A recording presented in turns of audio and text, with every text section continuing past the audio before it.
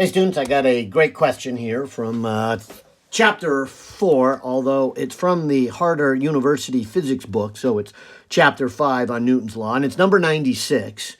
And let's maybe just go through a quick review before we tackle this problem.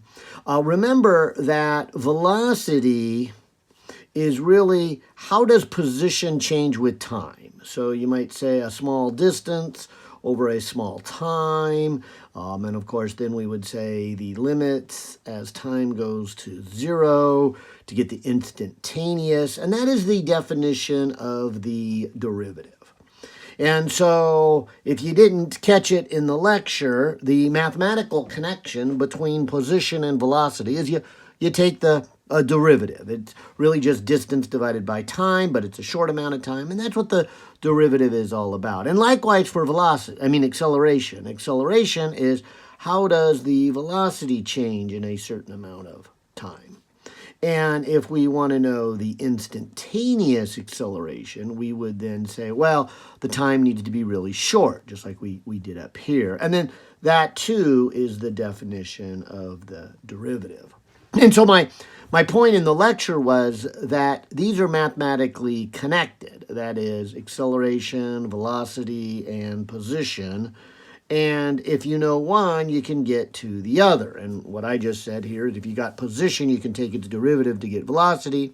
You could take the derivative of that to get the acceleration. So that's kind of the pattern. Now, you could go the other way around. If you knew acceleration, you could integrate it or antiderivative and get velocity, and then integrate that and get position. So that's really the key to this problem and any problem like this. Now, more specifically, let's jump on this problem. It says here, a body of mass m moves in a horizontal direction such that at time t, its position is given by. Okay, so they give us a nice equation for position. So they give us this. So that means in theory, we should be able to get velocity and acceleration. Oh, and for that matter, once we know the acceleration, we can also get the force. And that's what this one is after. Because if you look at A, it says what is the acceleration? And then B, what is the time-dependent force acting on this? And I suppose it should read net force because there could be a series of them, and this is actually equal to the net force. So, in other words, we have position, we can get velocity, then we can get acceleration, then we can get force. And so this is question A, get the acceleration, and question B, get the force. All right, so I guess I will start with the first step, get the velocity, by taking the derivative. And if you, well, maybe I'll write it out here first, but if you remember taking a derivative of a power function, and if not, maybe you should see my calculus review. I call it the little ant equation. And of course, the reason for that is if you had some kind of function y that is equal to a t to the n power, and then you take its derivative, so dy dt, the a you'll leave alone, it's just a constant. And for a power function, you bring down the power, and then you reduce the power comes down in front and becomes a prefactor, and then the power reduces by 1, and you got that word ant. Okay, so if I do that here, I would then, oops, oh, I think I'm off the screen there. All right, let me fix that. So if I apply this ant formula to this equation, the a I leave alone. I bring the 4 down in front, and I get t cubed. Same thing here with the second term. I get the b, and then I bring the 3 down in front, and now reduce it to 1 power. And same thing here, the c out in front, bring the power down. Now remember, this is actually t to the 1 power, so you might say there's a 1. And then you got t to the 0, which is also equal to a 1.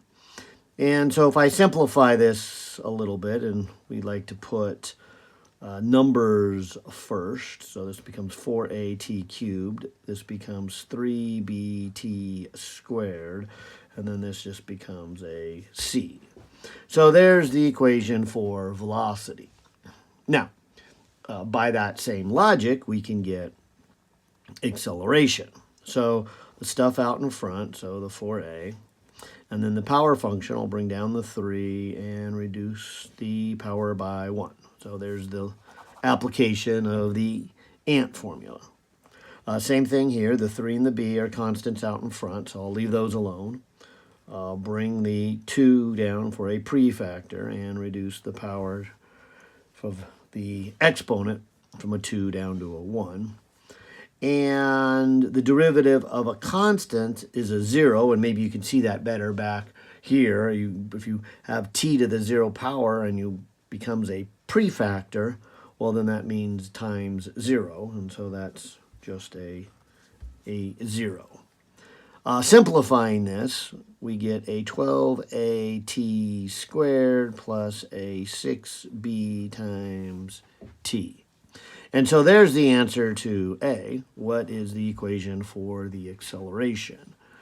And then B just means what is the force, which you just multiply by mass. And so that's a pretty easy step. I'll just go 12a, and then I'll put the m for mass, but it's still t squared. That's why they say the time-dependent force. It's going to be a force that varies depending on what moment in time you have. And so this will be 6bm times t. And so there would be the time-dependent force. And let's see, and I guess that's as far as we can go. They don't give us any time or mass or what A and B are in order to calculate a numerical value for F. And so the, general rule is if they give you symbols in the problem, you have to answer the question in symbols. If they give you numbers in the problem, well, then you have to give numbers in the answer, kind of the unspoken word of solving problems. Anyways, there it is, A, B. Hope that helped. Bye now.